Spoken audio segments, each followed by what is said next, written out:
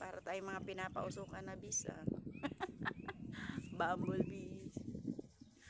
Ayun.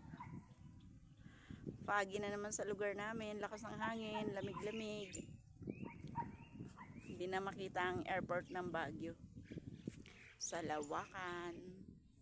Lugar po ng Lawakan ang airport ng Baguio City. Malayo po yun dito sa amin. Kaya kailangan bus na lang kami papunta dito. Nagbabas na lang kami papunta. Wow, ang lamig ng fog. Ayun. Galing sa kabundukan.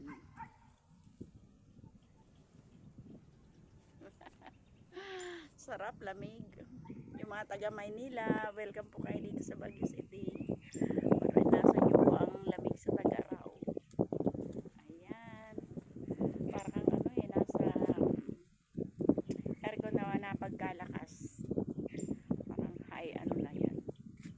Ganun ang pakiramdam. Hindi naman yung parang nasa freezer, kundi para lang siyang nilagay mo yung aircon sa high. Ganun. Ganun ang pakiramdam sa lamig dito sa lugar namin. Ganda diba? Ganda ng weather, malamig. Pero maaraw ngayon. Hindi ka na makita ng araw. Pero dun sa airport ng Baguio, matindi sikat ng araw. Dito sa amin, makulimlim. Tapos umaatake na naman ang fog. Excuse me. Nagkakaroon na ako ng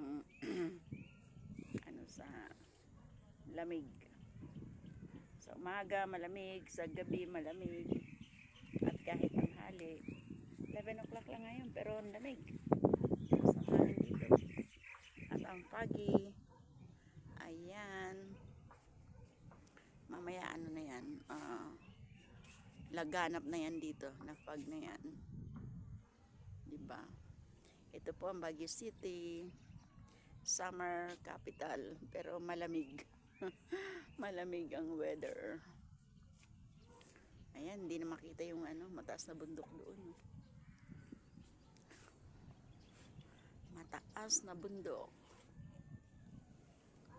Dito po kami banda sa bababa ng Mount Cabuyao ng Baguio City.